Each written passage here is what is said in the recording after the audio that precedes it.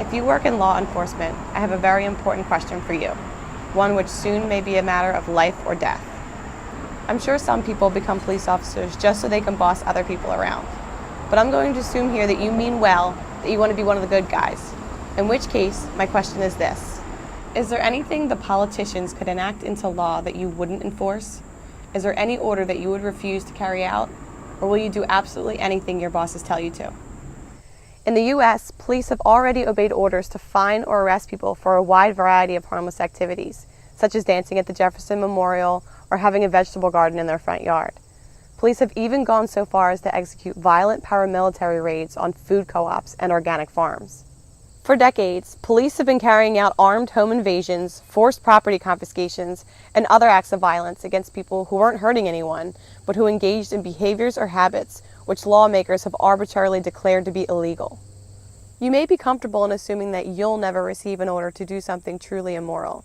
But the fact is, with every order you receive, you have a choice between obeying without question or relying on your conscience. No doubt there were cops a few years ago who never expected to be ordered to disarm innocent people, to do door-to-door home searches without warrant or probable cause, or to detain and interrogate people for merely driving down a road.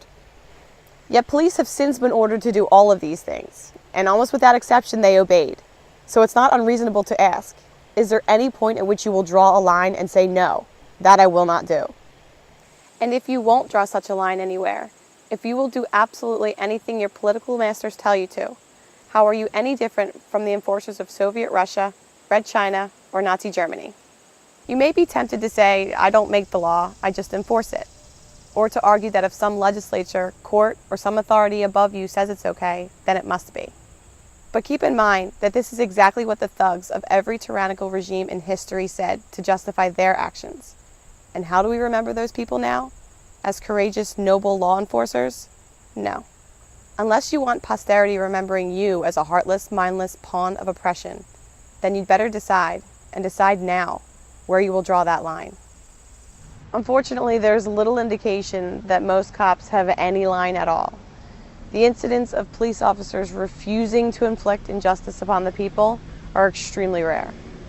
Even when cops say they personally oppose certain laws, such as marijuana prohibition, nearly all of them continue to violently enforce these laws against non-violent people. In other words, they recognize these laws as counterproductive and unjust, but they choose to enforce them anyway. For the most part, American cops seem completely incapable of disobeying immoral orders, and instead do what the enforcers of every other authoritarian empire have done, inflicting harm on innocent people whenever and however those in power tell them to, while accepting no personal responsibility for their actions. I hope you are better than that. Keep in mind there are a lot of decent Americans who do have the integrity and courage to draw a line in the sand, a point at which they will disobey and resist violations of their rights by those in power. It may be that they refuse to be disarmed.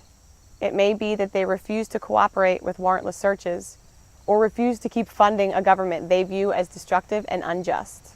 Whether you agree with them doesn't particularly matter. What does matter is whether in the end you are willing, if and when you are ordered to do so, to violently assault the dissenters for their disobedience. When they draw their line in the sand and stand their ground, and your supervisors tell you to use whatever level of violence necessary to get submission and compliance from the resistors, will you obey? If it came down to it, would you kill American citizens for disobeying politicians?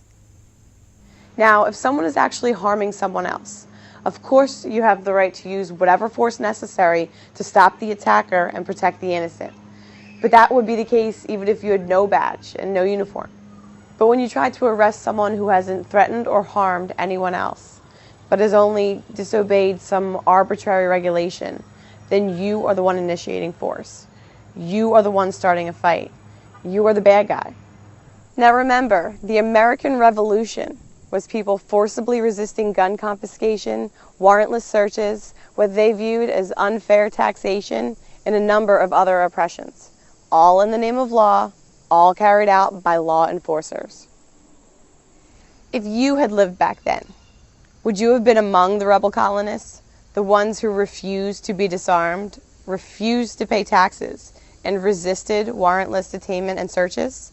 Would you have sided with the signers of the Declaration of Independence, or would you have been among the redcoats, the law enforcers, assaulting, caging, or killing any colonists with the gall to disobey the king? And which side are you on today? Of course, the message you'll get from your superiors, the politicians, and your fellow officers is that it's not your place to decide which laws to enforce, and that as long as you faithfully follow orders, that you can't be held personally responsible for doing as you're told. But that is a lie, a horribly dangerous lie. At the Nuremberg trials, it was established that the excuse used by the Nazi law enforcers that they weren't to blame and shouldn't be punished because they were just doing as they were told did not relieve them of personal responsibility for their actions. And make no mistake, if you choose to blindly obey unjust commands, and one day your intended victims decide to fight back, saying that you're just doing your job will not make you bulletproof. It may be your own life you save by deciding now at what point you will choose to be a moral, responsible human being instead of just an obedient pawn of those in power. Ultimately, only you can answer the question of where you will draw that line. But really, the only moral, rational answer is this. If something would be wrong for you to do without a badge, then you shouldn't do it with one either. The idea that uniforms and legislation can give you special rights is both false and horribly dangerous. Nearly every large-scale injustice in history was committed by people who wrongly imagined that their position of authority made it okay for them to do things that other people have no right to do. Like everyone else, you have the right to use force to stop attackers and protect the innocent, and when you do that, you are the hero. But you have no right to be the attacker, even if it's your job, and even if the aggression is called law. Always, in every situation, you and you alone are responsible for what you do. Wearing a badge and a uniform and doing whatever you're told does not make you brave and noble or deserving of any respect. Just following orders is a coward's excuse. If your job requires you to assault or cage people who haven't threatened or harmed anyone, then quit. Being an actual protector, doing the right thing no matter what anyone else says, even if it means disobeying orders and breaking the law, that takes courage and integrity. That makes you a hero. So, do you have enough of a spine to draw that line? Decide now before your failure to think for yourself results in damage that cannot be undone.